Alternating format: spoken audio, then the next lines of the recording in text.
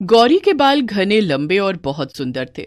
उसके बालों को देखकर हर कोई उसकी तारीफ जरूर करता था, पर शादी के बाद गौरी के लंबे बाल घूंघट में छुप जाएंगे, ये उसने कभी नहीं सोचा था। गौरी की सास यशोदा देवी बहुत ही पुराने ख्यालों की थी। उनके घर में घूंघट करना बहुत जरूरी था। देखो बहू, हमारे घर में घूंघट बहुत जरूरी है। तुम्हारे घूंघट का तुम्हें खुद ध्यान रखना है। सिर से बिल्कुल भी नहीं सरकना चाहिए। बड़ी बहू भी हमेशा घूंघट में ही रहती है। अब सास की बात को भला गौरी कैसे टाल सकती थी? वो इस घर में नई थी। उसने घूंघट में ही हाँ में सिर हिला दिया।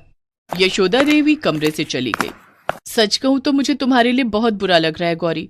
मैंने सुना था तुम्हारे बाल बहुत लंबे हैं, जमीन छूते हैं, पर अब इन लंबे बालों का कोई फायदा नहीं। तुम्हें तो इनका जूड़ा बनाकर अपने लंबे बालों को घूंघट में ही रखना है। माफ करना, मुझे हंसी आ गई। अच्छा, मैं चलती हूँ। तभी गौरी का पति सूरज आ जाता है। आप तो मुझे झूठ ही कहते थे कि आपको मेरे लंबे बाल सुंदर लगते हैं। अब देखो ना, मेरे ये लंबे बाल तो घूंघट में ही रहते हैं। आप तो बेकार ही तारीफ करते रहे। मेरे बाल तो अब हमेशा घूंघट में ही रहेंगे। तुम खुश नहीं हो ना गौरी मुझसे शादी के बाद? सूरज थोड़ी उदासी के साथ ये बात कहता है। नहीं नहीं, ऐसी बात नहीं है। मैं तो बस इस घूंघट की वजह से, वो मेरे लिए ये सब नया है ना, इसलिए थोड़ी परेशान हो रही हूँ। मेरी वजह से आप अपना मन खराब मत करो। मैं इस शादी से बहुत खुश हूँ।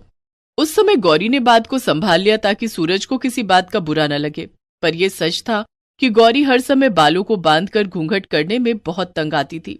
जरा सा भी गौरी का घूंघट सिर से हटने लगता तो उसकी सास उसे टोक देती। गौरी बहू, मंदिर जाने के लिए सब तैयार हो गए हैं। एक तुम हो कि इतनी देर लगा रही हो। गीले गीले बालों में जूड़ा बांधना पड़ता है। माँ जी आवाज लगा रही है, क्या करूं? माँ जी, वो आज गौरी ने सिर धोया था, बाल सुखा रही है। मुझे लगता है उसे तभी देर हो गई।